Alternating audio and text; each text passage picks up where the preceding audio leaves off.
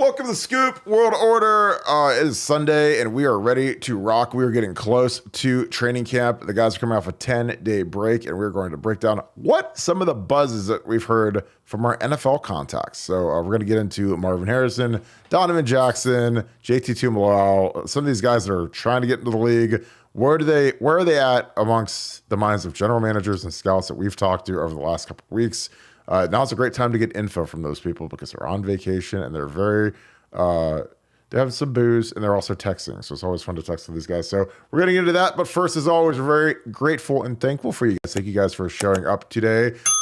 Bring those questions in to our chat. We're going to break down Marvin Harrison Jr. and Kyle McCord's chemistry. Talk a little bit about where he stands in the pantheon of Ohio State players and wide receivers. And a whole lot more. This is going to be a great show. Really excited about it. We've been brainstorming it. So good. Take it away with my man at Nevada. Nevada, how are you doing today? Good. Just starting on a sad note, the news just broke on Twitter here in the last little bit about the untimely passing of Carnell Tate's mom. Don't have the details, but, sounded like a homicide in Chicago. And I know Carnell's headed back home, and just a terrible, terrible story. So our heart's broken for Carnell, from the entire Ohio State family, and didn't want to go through this. I know we're light and we like to joke around and have a lot of fun, but the human side of this stuff is really, you have to remember that these aren't robots, and these are not like just names on an Xbox 360 or a PlayStation or something with stats. These are real human beings with lives. And, I know that, Carnell went to IMG, and part of the reason he went to IMG was to kind of escape, some of the violence, that's kind of plagued Chicago. And to hear that his mom is fallen, that's just, like I said, just a heartbreaking story, and our heart goes out to everybody involved, and prayers to Carnell and his family, because that's just an awful way to start. But reminds everybody to hug your loved ones and enjoy every single day, because nothing's taken for granted. That's for sure. Yeah, I totally agree. I mean, Carnell is one of the greatest kids. His mom Ashley was a great lady that I got to talk to a couple times, and it just breaks my heart. I mean, this is the second year in a row, and Joe Rory lost his mom, Mickey, to cancer last year. That was heartbreaking. Carnell is going through the same trauma and pain, and he's heading to Chicago to make arrangements. I mean, it's hard. He's got he's got a sibling, so it's hard. I mean, it's one of those things. It's you never want to obviously get that call. But it's horrible. And Carnell's such a great kid, such a nice kid. Kid's got such an incredible future ahead of him. And, I just hope that he can find comfort somehow, because it's not easy. It's tough. He's a kid that tore it up in the spring, did everything the right way. First guy to lose his black stripe in the class, high GPA, a guy that me and you project could be the number 3 receiver this year. Obviously, everyone, Julian Fleming, but production-wise, I mean, I think Cardell is much more talented than Julian is, so heartbreaking. But with the receivers, it's tough. But we're gonna talk a little bit about where the team goes from here. Obviously, they're finishing up conditioning. They had about a 7 to 10 days off recently. Now they're in summer 2, which is real heavy conditioning, a lot of running, get them ready to go.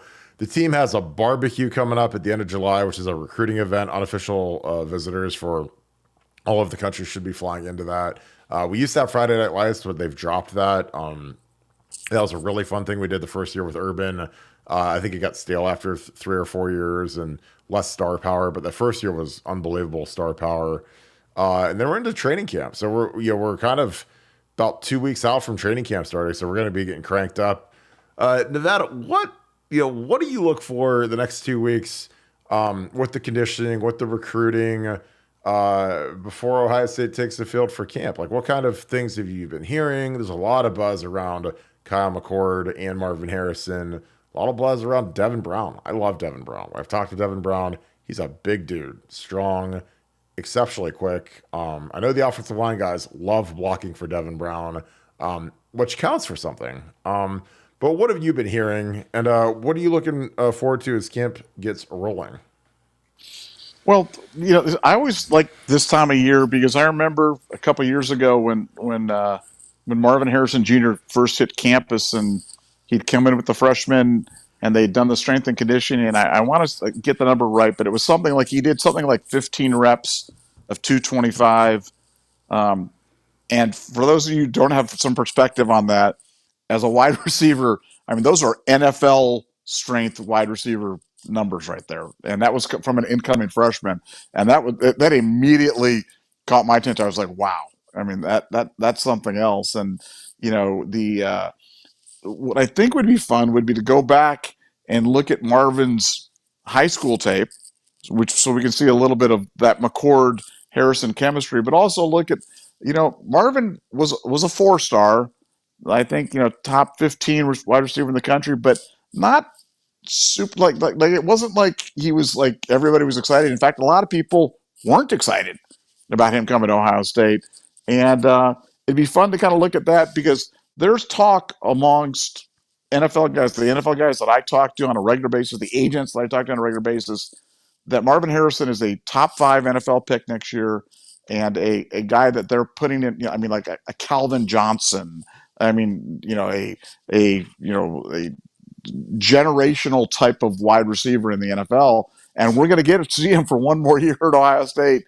And I'd like to kind of review the journey to see how he was in high school 3 years ago and where he is now, because he is something special. Enjoy every single game that he plays here at Ohio State, because we're going to be talking about him for quite some time and watch him in the NFL for quite some time. So I think this would be fun and enlightening.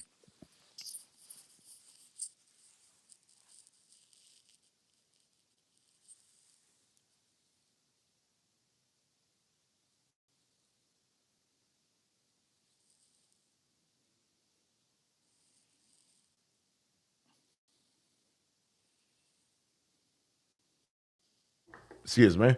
I apologize for that. There are actually three wide receivers that are ahead of Marvin Harrison from the 2021 recruiting rankings. This would actually be a great trivia question because it's difficult to get. The number one receiver in the country that year was Emeka. Number four was Jaden Ballard. And then the one that no one will get off rip is number 18 was Lorenzo Sales Jr. was rated ahead of Marvin Harrison Jr. coming out of high school. So I but yeah, I think that the thing about Marvin is he really has no ceiling as to what he can do. I mean, he's a guy that he's all ball. He never took an NIL deal until this year. He finally decided I might as well have a nice car for my last time and make a little bit of money. But he didn't want to. His dad didn't want to have any NIL deals. He didn't want to be. It was all ball. But now that it's he's got what's weird is when you get down into September, you got like 4 months left as a Buckeye, and so might as well get a nice car, might as well get a little bit of money so you can get. And they don't need money. I mean, Marvin Harrison Sr. made a ton of money in the NFL, but I think that this chemistry you see McCord. There's a couple quarterbacks in here. McCord is 6 if you guys are watching the film right now. But that chemistry is going to be something to watch, and I think that as these quarterbacks rotate and Devin Brown gets reps, what kind of chemistry does he have with Marvin? Marvin's the kind of guy that like you don't really, these guys are all going to be tight, but I mean Marvin gets so open that if you can throw the ball all the way Devin Brown can and Kyle McCoy, then you're going to be straight. Nevada, are you shocked that he was 21st in the country? I mean, I knew that he was kind of lowly rated. I know Bill Green thought he couldn't play at all. What were your thoughts when I said that he was the 4th highest rated receiver on Ohio State's roster from that class? Yeah, well, I mean, I know there were questions about his speed coming out of high school, but he looks plenty he looks plenty fast to those highlights, and he's always had that great range and that catch radius, terrific hands, and that he had the NFL lineage. But it just shows you the imperfect nature of trying to project, high school players onto college and obviously onto the next level. You just never know, and so you're never sure who's going to be the next great one. But it is kind of funny where there are people that really believe that Marvin Harrison Jr. has a chance to leave Ohio State as the greatest wide receiver to ever have played at Ohio State, and you know, when you think about that, that's just when you think about all the great wide. We could do an entire show just naming wide receivers here for the next 30 minutes, and to think that Marvin is going to be in the pantheon of those, and maybe at the very, very tip top, is just crazy to think about. But he announced his intention to be great from the moment he set foot on campus, and as you said, he's been solely focused on doing his thing, and he's been uber productive. I remember in the Rose Bowl when we were asking for bold predictions, I predicted Marvin to catch 3 touchdown passes in the Rose Bowl, and sure enough, he caught 3 touchdown passes in the Rose Bowl. So he's been productive whenever he's been given the opportunity to do so, and I'm really looking forward to seeing what he's going to do this year, because whether it's Brown or whether it's McCord, he's going to put up some gaudy numbers, because you really just can't guard the guy. Yeah. Do you think that some of his, I guess, limelight, obviously he's an A-lister in college football. He's probably one of maybe the most well-known player in college football than Caleb Williams. Do you think some of that luster or limelight hasn't been as bright just because, coming into last year, it was all about Jackson Smith and Jigba. And the year before you had Garrett and you had Chris Olave. You've had CJ Stroud. I think that it helps him that he's not the main focal point of everything, but this year he is. How do you think he'll respond to that? Not being because like last year, obviously, CJ Stroud was the Heisman, front runner, top 2 or 3 betting favorite. This year, Marvin's that guy. Do you think there will be any hindrance to his game with this Nevada? Well, no, but I think, look, I thought you bring up an excellent point, because you think about a guy like Marvin Harrison Jr. hits the campus at any other college in America, and he's playing as a freshman. At Ohio State, he doesn't see the field. Didn't see the field until Olave and Wilson sat out the Rose Bowl. He got a chance, and also he scores 3 touchdowns. And like you said, then his second year, Marvin Harrison Jr., wow, he's got to be just like the star of the team. No, he's not even. Again, Jackson Smith and Jigba is the focal point, and then you've got a Mecca, who's another guy. And now it's almost like a Mecca's kind of the not the afterthought, but a guy who's a little bit in the shadows.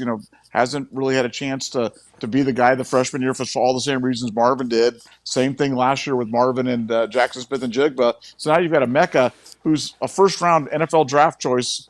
But certainly playing in the shadows of a Marvin Harrison. But no, I don't think it'll affect Marvin. I think the biggest thing is just going to be, we need to have a quarterback that can get him the ball. And I think Ohio State knows that. With Brian Hartline as the offensive coordinator, they're certainly not going to lack for trying to put him in good situations to kind of get it to him. And the good news is when you have other wide receivers out there like Emeka, like Julian Fleming, like Carnell Tate, et cetera, like Brandon Inniss, that you're not going to be able to just roll and double up Marvin Harrison every time. And that's the great thing. He's not playing an offense where he's the only guy. And that's the beauty of recruiting all these great wide receivers is, where your big part of your pitch is come to Ohio State, you won't get doubled because they can't double you, because if they double you, that means they going to leave somebody else in single coverage, and they're not going to be able to do that. So you're going to get your catches and get your touches. And so I think Marvin's poised for a big year. I think he'll have a big year, and I can't wait. How much of when you evaluate, when they say the greatest receiver in Ohio State history, is that purely based on his time at Ohio State, or is it the totality of his football career? Because that's something I struggle with when someone says he's the best to ever do it, and then, but I'm like, well, what did he do in the league? Because that matters to me. I think, because like to me, Chris Carter's the guy right now. Hall of Famer, all those records, but obviously he had the issue at the end of his career at Ohio State. Do you weigh it at all? Is it more slanted to what they did at Ohio State? Is it to the league? Because in the NFL, you can play 15 years. In college, these guys play 3 at Ohio State. So, what are your thoughts on that? Yeah, well, to me, when I'm talking about those types of conversations, I'd say it's certainly weighted towards performance in college, but not solely towards that. So you're certainly evaluating college heavily, NFL, heavily. But then when I'm talking about the greatest of all time, I'm talking about somebody who's got a physical presence and a dominance that kind of makes him stand out as kind of a man against boys. And that's where when you talk about like a Terrell Pryor, that type of physical just superiority. And I think Marvin Harrison's one of those guys that has that because and when you see him, he's just a massive dude. I mean, his catch radius is just absurd. His hands are huge. He catches everything thrown to him. He's strong. I mean, he's like I said, he's got NFL wide receiver strength the day he set foot on the campus, and he's got a NFL Hall of Fame pedigree on top of that. So if you're looking for a guy that checks all the boxes in terms of what are the characteristics of somebody who would be in the greatest of all time conversation, Marvin Harrison Jr. is definitely a guy that should absolutely be in that conversation and will absolutely be in that conversation by the end of the 2023 season. Yeah. So, and this kind of ties into something I was going to bring up. Congrats to Nick Mangold and Malcolm Jenkins. They're both going into the Ohio State Athletic Hall of Fame, which is awesome. I was texting with Nick the other day.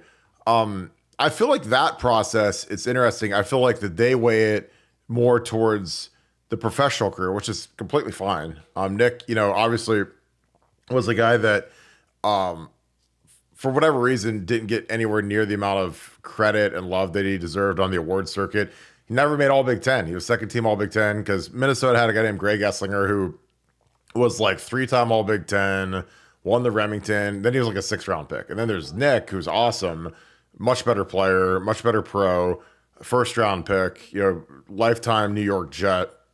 And, it was always one of those weird things where Nick was just a dominating player, but, the media, generally, and I'm not trying to degrade the media, but they have no idea how to evaluate offensive linemen other than what they're told or what they hear. So a lot of guys that make preseason All-American, they make postseason All-American, unless they just stink it up in a game and the whole world sees it. But, Esslinger had all this hype. He was at Minnesota. They had that crazy running game with Lawrence Maroney, Marion Barber, that 2-headed monster that they used to have. And, Maroney shredded us in 05 up there in Minnesota. And so it was like Esslinger kind of rode that wave to winning the Remington and winning All-American. But, Nick obviously was a much better player. It was a 1st-round pick versus Greg Esslinger being a 6th-round pick. But Nick is in the Hall of Fame despite never making All Big Ten. But he had a fantastic multiple-time Pro Bowl career. But yeah, that's what I always. No, but I got a question, and maybe this is a question for all the viewers out there because I don't have access to the internet right now because I'm on the phone doing this thing. But when I was walking through the Buckeye Grove, and I was just there recently for a hockey camp, I saw a Nick Mangold tree. I'm pretty sure I saw a Nick Mangold tree. Oh yeah, and I don't remember him making All-American now, and maybe I'm wrong. So maybe, like I said, I'm putting it out there to people. Like, can somebody check the thing? Did he make an All-American team? And if he didn't, how does he have a tree in the Grove? But that one was confusing because, like, I remember the All-American because I just always remember thinking, boy, he'd been underappreciated in college. He hadn't received that type of recognition. And then I was walking through it and I saw the tree, and I'm like, man, I don't remember him being part of an All-American team. But again, maybe I'm wrong, and maybe one of our great listeners can correct me on that one. I honestly, I know for a fact he never made an All-American team just because I was there. I mean, he was my center. I was, you don't get like overly angry about it because you can't do anything about it when you're an active player. But it's just like I thought it was a tragedy. I remember Nick was bummed out that he didn't make All-American because everybody wants to get a tree. Like a tree is like the ultimate. When you're an individual football player at Ohio State, everybody wants to get a tree. Obviously, you want to get the national championship, but that's a team thing. The best thing you can do individually is get a tree. And he was really bummed out he didn't get a tree, even though he was 1st-round pick and all that other stuff. And I felt terrible. And I remember the one day I was taking some people to the spring game, so I walked over to Buckeye Grove to show him my tree, and I was walking past, and I showed him, and I was like, Nick Mangold 2005, and I took a photo of it and I texted it to him. And I was like, hey, did you know you had a Buckeye tree? And he's like, no, I swear to God. He said, no, I had no idea. No one ever told me. And I was like, I swear to God, this is a real thing. He had no idea. This was like last year. And I don't think, I think that's been added recently because I would have noticed that because I was in '07 and he was in '05, so our trees are like kind of close because they do it in chronological order. And like Nick had no idea that he had a Buckeye tree, and I was like, dude, like, hey, you got a tree, and again, he wasn't an All American because if you're an All American, the first thing you want to know is when they plant the tree so I can come see it. So they already have Paris Johnson's tree in the ground, and they've gotten a lot quicker with it because with me it was like.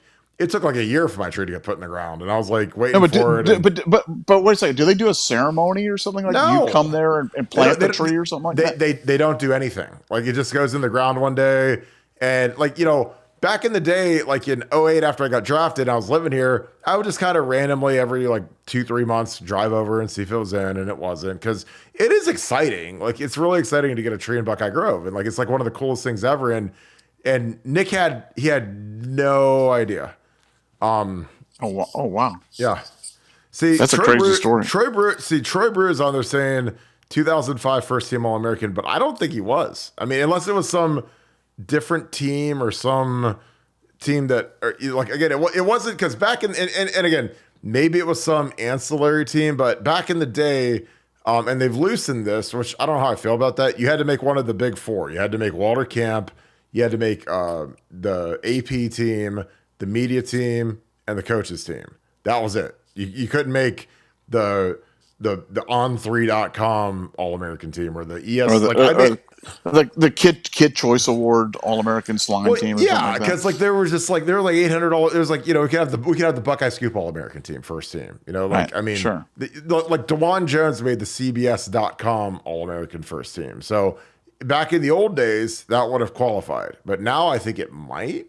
But like for me, I made the ESPN first team All-American, and I made the coaches first team All-American. Now, if I just made ESPN back in the day, I wouldn't have gotten a tree.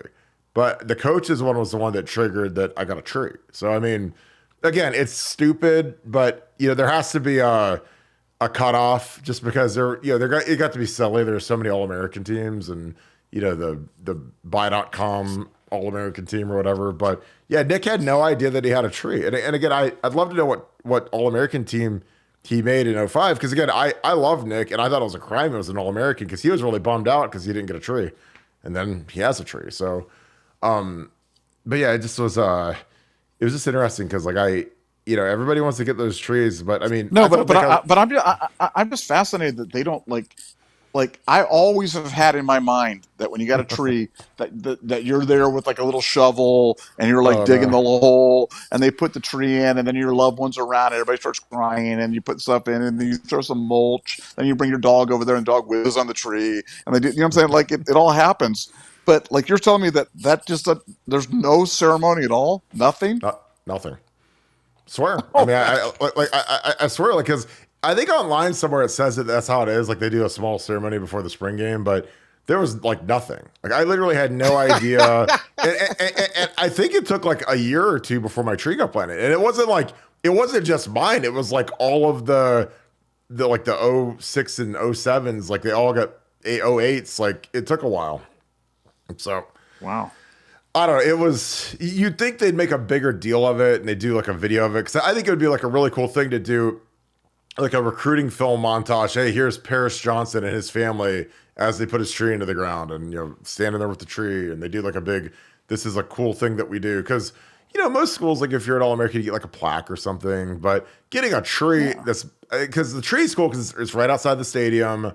It's there forever. So like, when you walk through it, there's guys from 1920 that, obviously long dead. No, hold on. Let me just say, if for people that have not walked through the Buckeye Grove, it really is, it's just amazing. Cause like you said, you're seeing guys from, Chick Harley or people there. And the fact, Kirk, that you're memorialized along with those guys that have been there for 70, 80, 90 years or something. But I'm sorry to keep bringing this up, but I cannot believe there's not a ceremony. I had envisioned like the NFL Hall of Fame thing where you have jackets and like a podium and you're up there talking and they bring the tree out. And I mean, there's not that. I mean, how many All-Americans do you have a year? I mean, like a lot of years you don't have any All-Americans. Yeah. We've been on a run recently, but normally, see, this is interesting. So Brandon, I appreciate you doing this research. It says that Nick was a first team All American and first team All Big Ten selection in '06. And well, I mean, I hope it said '05 because in '06 he was playing in the league. He was a rookie in the NFL. That was the year that was the year we lost to Florida. We didn't have Nick. If we'd had Nick, we probably would have beat Florida.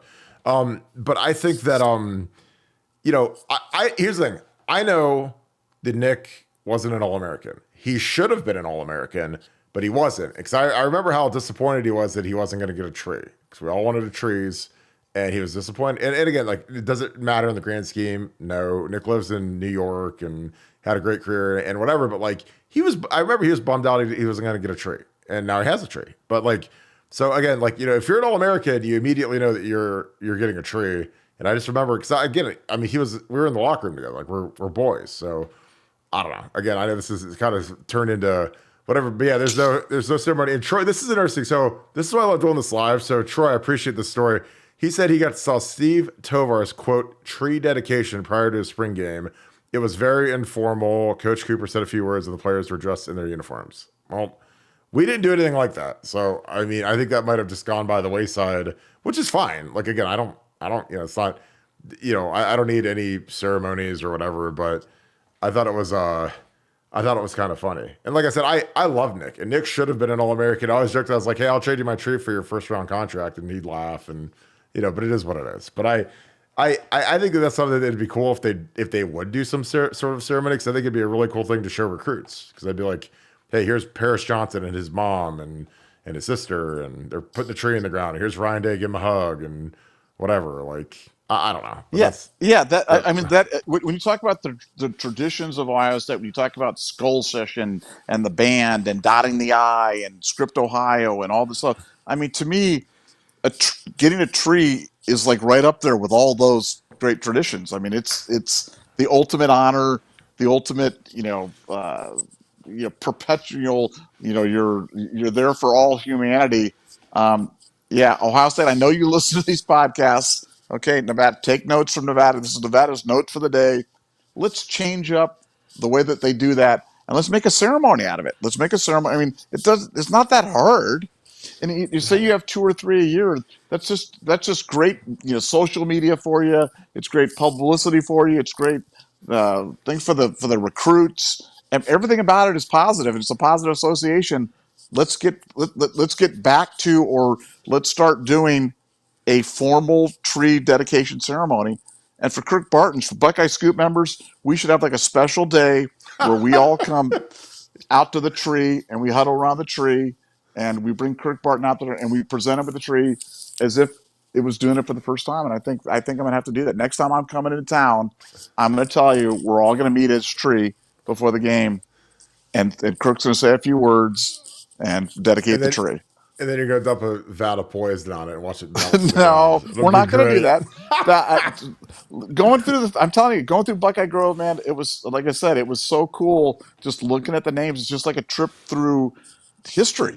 All these great players that you grew up watching and seeing and rooting for. And like I said, it just, when you see 1923 or 1917 or something, it just gives you the sense of the history of Ohio State football. And it's pretty jaw dropping. And for those of you who don't know which, I'm not sure which end it's at, where the students at that side of the field, at that end of the stadium out there, you walk out that back way. That's where the Grove is. If anybody's wondering where it is, that's the side it's on. And it's real fun to take a little.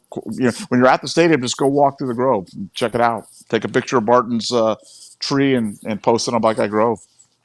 Yeah, like if you guys know where Ohio State runs out of the tunnel, where they run, they cross the field, it's literally where the visiting locker room is. The visitors that come out the opposite side. If you walk where the visiting locker room is, where Joe Paterno was running, pretend Joe Paterno was running when he had diarrhea that time, and he was running in that direction right there. He was running to the Grove to go to the bathroom. That's where he was running to. Yes, exactly. That was in 06. I'll never forget that, because I was like, I don't know what was going on. But yeah, it is cool. And if you guys haven't walked through it, it is neat, because there's players that you'll forget, or guys that you'll be like, well, I didn't know he was an All-American or whatever. But it was really cool. But yeah, it's interesting that they list Nick as an All-American, because Nick didn't know he was an All-American. Nick didn't even know he had a tree. And again, like which team? Which team? I have no clue. I mean, it said, it said that. This has got to be this has got to be listed online. Like we should be able to like Google 2005 Did AP All American team or I'm 2005 just UP. telling you, if Nick Mangold didn't know that he had a tree, that means he wasn't an All American. And again, and I love Nick, and Nick should have been an All American, but for whatever Yeah. reason, the media was obsessed with Greg Esslinger. So it's like when the media sometimes they get enamored with certain players in preseason, and they just kind of ride the tidal wave of momentum into award season. And even when they don't have good years, they get that they get that kind of whatever, because O-line's hard to evaluate. So you're not looking at numbers, you're not looking at stats, you're looking at, well, he was good preseason, the team did good, because when you're an All-American on the O-line, your team has to be good generally, unless you're just dominating every, whatever. Like, you have to be on a good team, you have to have a good rushing game. There's just certain stuff that people look at. And when you're a guy that, because I wasn't on any preseason All-American team's first team, I was on a bunch of second teams, but you got to beat some guys out. And, we were undefeated, up until the Illinois game, ran the ball really well. So it helps get the nod, but it was interesting. I'm telling you, like, I appreciate you digging right now. Brandon, he's digging for the team. But yeah, Esslinger was like unanimous consensus All-American. I mean, he made every team, and he wasn't that good. He was a little guy. They ran that Denver Broncos zone running scheme, and they ran for 80 million yards. Like, Lawrence Maroney just killed us that year. And the year before, they had Barber and Maroney, so they had like these two NFL, top flight running backs. So, but yeah, well, this has been a great episode. In terms of some of the NFL stuff, we'll get into that a little bit more tomorrow. Nevada, what's Marvin's ceiling? How high can he go in the NFL draft after this season? I mentioned before top 5. I really think, and again, I know as Ohio State fans, we tend to overvalue our Ohio State players, but I don't think top 5 is crazy for him at all. I mean, I think, it'd be tough for a wide receiver to go, much, much higher, than that. But, I think, I really think that's where he's going to be. I think he's a guy that's as close to can't miss as you'd ever want in a wide receiver. He can do it all. And in the NFL, where wide receivers are so coveted and such a high value position, I think some NFL team's going to get really lucky and be really happy they got Marvin Harrison. Is he the first non-quarterback drafted? Because that's the thing about that one mock draft is it had, it's funny because it had the Arizona Cardinals having ESPN's first mock draft for 2024, had the Arizona Cardinals picking 1 and 2 because they acquired the first round pick from the Houston Texans, which they had as the second pick. So they picked Caleb Williams and then Marvin, which is the only way that I could see him going top 2. But if I'm Arizona, I'm sure that they'd trade that pick because someone's going to want the kid Drake May from Carolina. Because when you have 2 top franchise type quarterbacks at the top of the draft, like, that it's going to go quarterback probably 1, 2, maybe even 3 if Quinn has a big year. Quinn Ewers at Texas. Is he the first non-quarterback drafted? I say yes. I say he's the top non-quarterback taken in the draft. And as you mentioned, yeah, it's hard to imagine any scenario where Caleb Williams and Drake May don't go 1, 2 in whatever particular order, because those guys are terrific, NFL ready type of prospects. But I think Marvin's the first non-quarterback selected in the draft for sure.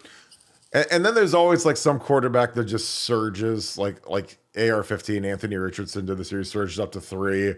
A guy that he had an okay career at Florida, wasn't great, wasn't some dominator, wasn't I think what a lot of people cracked up to, but get into combine season, he runs a 4.3, he's 6'5", 240, humongous arm.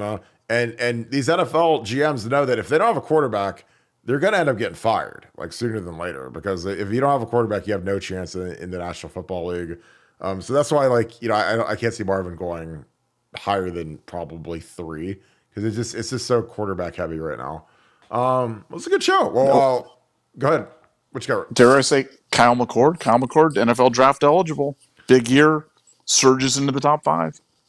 Hey, again, it happened with Dwayne Haskins. I mean, Haskins came in and we're like, we got Haskins for 3 years and we had him for 1 year. So, when you're throwing to guys that are monsters, and you have Ryan Day calling the plays and, our O-line this year is about the same as what Haskins had to deal with in 18. We got some high level guys like Donnie Jackson, and we got some guys that we got to protect a little bit. But, Dwayne threw for 5,000 yards behind that line, and it was really good. I mean, that was Urban's last year, but I mean, that was the best throw year that we've ever had. 50 touchdowns for Dwayne Haskins. So, and honestly, the receivers were good. I mean, it was Terry McLaurin, it was Johnny Dixon, Olave at the end in the Michigan game, but they weren't nearly as talented as the guys we have now. Or the guys we've had the last 3 years with Wilson, Olave, Jackson Smith and Jigba, now Marvin and Emeka. So it'll be interesting to see what Kyle does. Because again, these guys all want to go pro, man. I mean, these guys are all competitive. Quinn Ewers is going to go pro after this year, and I'm sure Kyle McCord wants to be in the same draft class and beat him out. Well, Julian Fleming was the number one wide receiver coming out of high school, I believe. And you said Emeka was number one coming out of his draft class. And was Innis the number one wide receiver last year? I mean, yeah. It's like, you've got a lot, just an absurd amount of talent. When you're low ranked guy, when your throw in guy is Marvin Harrison Jr., as part of your wide receiving core, then these quarterbacks have, I dare say, it's the most highly regarded wide receiving core that we've ever had at Ohio State, and whoever gets the job, whether it be Devin Brown or whether it be Kyle McCord, and watch out for my boy Lincoln down the road. They're going to be throwing to some talented wide receivers, that's for sure. This is great because I'm going to start calling Nick Mango. So Nick Mango was on All-American team. Well, I don't think he was because he didn't think he was, and there's nobody that knows if they're on an All-American team more than the player. No, but which one was it? Tell us which one, because someone can edit a Wikipedia document to say that I was the first person on the moon, and that doesn't mean I was the first person on the moon. So, but I don't know. Like I said, I think he should have been an All-American. I think he got hosed. I remember he was sad he got hosed, and I also know that he was shocked that he had a tree, because he didn't know he had a tree, because he didn't think he got a tree, because he wasn't an All-American. And he should have been an All-American. It was a crime against humanity that Nick Mangold is not an All-American. But hey, that's sometimes, there's guys that are fantastic players that don't get the love that they deserve in college, and then they go make a fortune in the NFL, and it makes them sleep just as easy. So, well, Nevada, you gonna wrap this thing up? You got anything else to go? No, just again, going back to the sad news about Carnell Tate. Prayers to the Tate family, and just tough story, and just hope everybody rallies around him and gives him support and love and prayers, and put things in perspective. Things that we worry about on a day-to-day basis really aren't that important, relative to other things. Yeah, it's an absolute tragedy, and Carnell's one of the nicest kids you could ever meet, and it's just sad that this is a tragedy he's gonna have to deal with his mother succumbing to some senseless violence. So I'm thinking about you, Carnell, dude. I know you're not gonna watch the show, but you're a great kid, bright future, and just do what you can, man. There's nothing I can really say, but it's tough. We'll wrap this thing up. We appreciate you guys being a part of this tonight. Hit that like button on the way out. Click subscribe. We're almost at 20,000 subscribers, so we appreciate you guys. Leave a comment. Who's the best wide receiver in Ohio State history? I want to know. You guys, is it Marvin? Is it Chris Carter? Is it Garrett Wilson? A lot of great candidates. That field's got a lot more crowded. People have said David Boston, Michael Jenkins. It's hard. And I also want to know, what's your criteria? Do you judge NFL? Does that go into the equation, or is it just college football? So, give me those comments. Appreciate you guys as always. Thank you so much for being a part of the Scoop family. If you love this podcast, you should join BuckeyeScoop.com, because the season's about to start. We're about to be cranking up some episodes, so we appreciate you guys. I hope you guys have a great rest of your day. Thank you so much, Buckeye Nation. Thank you, Scoop family. I will talk to you guys tomorrow. Go Bucks.